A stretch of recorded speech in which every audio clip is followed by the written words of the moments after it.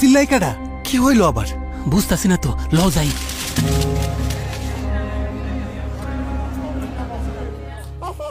বাবা, ও বাবা, কি হয়েছে তোর? ঠিক হয়ে যাইব, সব ঠিক হয়ে যাইব। কষ্ট হইতেছে আম্মা, আমার পোলানের কি হইল? ধৈর্য ধরো মা, আনোয়ার স্বাস্থ্যকর্মীরে নিয়ে এক্ষুনি আইসা পড়বো। আসেন, ভেতরে আসেন। কই দেখি। এই যে দেখেন। আপা, আমার দীপু তো সুস্থ হইতেছে না, কত ওষুধই তো দিলাম। হ্যাঁ তাই তো, এমন তো হবার কথা না। আনোয়ার ভাই, ওকে এখনই শহরে নিয়ে যেতে হবে।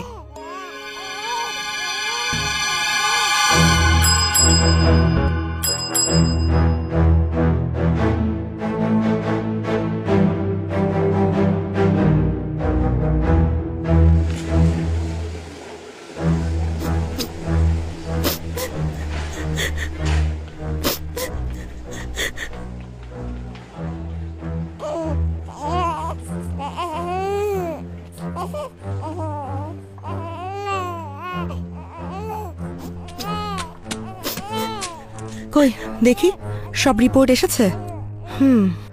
আমাদের আশঙ্কাই সত্যি হলো। ম্যাডাম, আমার ছেলে বাঁচবো তো? দীপু অ্যান্টিমাইক্রোবিয়াল রেজিস্ট্যান্ট ব্যাকটেরিয়ায় আক্রান্ত হয়েছে, যে কারণে ওর শরীরে কোনো অ্যান্টিবায়োটিক কাজ করছে না। ম্যাডাম, এটা কোন অসুখ? হ্যাঁ, এটা কোনো অসুখ নয়, তবে অসুখের অন্যতম কারণ। মানে?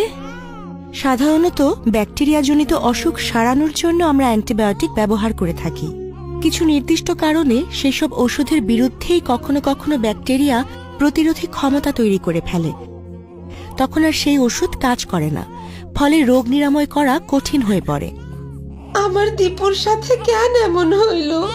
ওর তো মাত্র 6 মাস বয়স। অ্যান্টিবায়োটিক প্রতিরোধী ব্যাকটেরিয়া এখন সর্বত্র, কে কখন আক্রান্ত হবে সেটা বলা মুশকিল। উনি কাজলি, একজন গার্মেন্টস কর্মী। উনিও একই ধরনের অ্যান্টিবায়োটিক প্রতিরোধী ব্যাকটেরিয়ার শিকার, আর এই যে উনিও একই কারণে ভুগছেন। ঠিক বুঝলাম না আপা, একটু সহজ কইরা বুঝায় বলবেন? অ্যান্টিবায়োটিক অত্যন্ত শক্তিশালী ওষুধ, যা শুধুমাত্র ব্যাকটেরিয়ার সংক্রমণের বিরুদ্ধে কার্যকর। অনেকে সর্দি কাশির মতো ভাইরাসজনিত অসুখেও অ্যান্টিবায়োটিক ব্যবহার করে, কিন্তু অ্যান্টিবায়োটিক ভাইরাসের বিরুদ্ধে কাজ করে না। তবে এই অপ্রয়োজনীয়ভাবে অ্যান্টিবায়োটিক খাওয়ানোর ফলে ব্যাকটেরিয়া ওষুধকে প্রতিরোধ করতে শিখে যায়, অর্থাৎ ড্রাগ রেজিস্ট্যান্স তৈরি হয়। কখনো কখনো ক্রমাগত প্রয়োজন ছাড়া অ্যান্টিবায়োটিক ব্যবহারের কারণে তা আরও মারাত্মক মাল্টি ড্রাগ রেজিস্ট্যান্সও হয়ে যেতে পারে। তখন অধিকাংশ ওষুধই আর কাজ করে না। আপা, এখন তাইলে কি উপায়? মাল্টিড্রাগ রেজিস্ট্যান্স ব্যাকটেরিয়ায় আক্রান্ত রোগীর মৃত্যু ঝুঁকি অনেক বেড়ে যায়। তাছাড়া দামি অ্যান্টিবায়োটিকের ব্যবহার এবং দীর্ঘদিন হাসপাতালে চিকিৎসাধীন থাকার কারণে এই ধরনের ব্যাকটেরিয়ার জন্য চিকিৎসা খরচও অনেক বেশি হয়ে থাকে।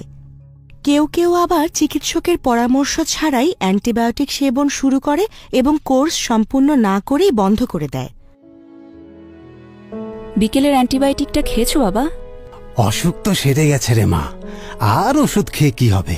না বাবা, একবার অ্যান্টিবায়োটিক সেবন শুরু করলে তার কোর্স সম্পূর্ণ করা খুবই জরুরি, নইলে প্রতিরোধী ব্যাকটেরিয়া জন্ম নেবে শরীরে, পরে অ্যান্টিবায়োটিক আর কাজ করবে না।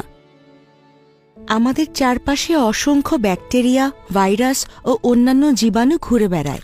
যদি আমরা পরিষ্কার পরিচ্ছন্নতা ও যথাযথ স্বাস্থ্যবিধি মেনে না চলি, তাহলে সহজে আক্রান্ত ব্যক্তির মাধ্যমে অথবা খাবার বা পরিবেশের মাধ্যমেও ব্যাকটেরিয়া আমাদের শরীরে প্রবেশ করতে পারে।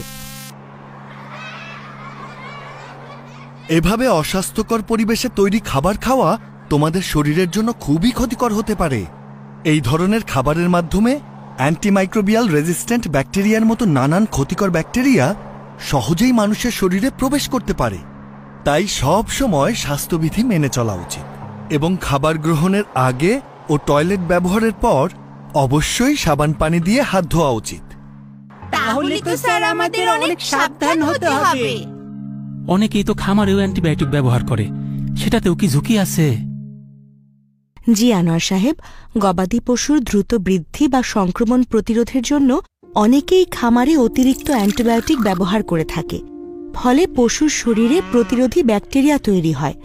এই ব্যাকটেরিয়া এবং অ্যান্টিবায়োটিক মাটি, পানি ও খাদ্য শৃঙ্খলে ছড়িয়ে পড়ে, যা মানুষের শরীরে প্রবেশ করলে অ্যান্টিবায়োটিক আর কাজ করে না। হ্যাঁ, ডাক্তার আপা ঠিকই বলেছেন। শোনেন, সারা পৃথিবীতে অ্যান্টিমাইক্রোবিয়াল রেজিস্ট্যান্স একটি বড় ধরনের সমস্যা। গবেষণায় দেখা গেছে 2019 সালে অ্যান্টিবায়োটিক প্রতিরোধী ব্যাকটেরিয়ার কারণে সারা পৃথিবীতে প্রায় 13 লাখ লোক মারা গেছেন। তাছাড়া এরকম চলতে থাকলে প্রতিরোধী ব্যাকটেরিয়ার কারণে 2050 সালের মধ্যে যত মানুষ মারা যেতে পারে সেটা ক্যান্সারের মৃত্যুর সংখ্যার চাইতেও বেশি হতে পারে। এখন এটা কেবল আর একটা দেশের বিষয় না, পুরো পৃথিবীতে মানুষের চলাচলের মাধ্যমে প্রতিরোধী ব্যাকটেরিয়া ছড়িয়ে পড়তে পারে।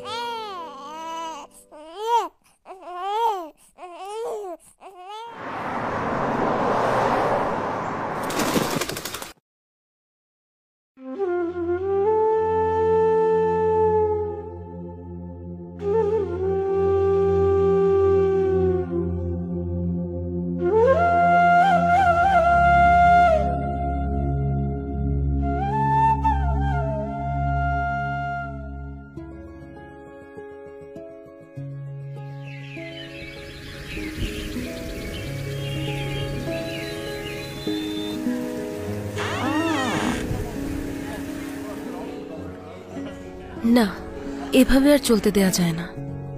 আমার দীপুর মতো অবস্থা যেন আর কারো না হয়, এই বিষয়ে গ্রামের সবাইরে সচেতন করতে হইব।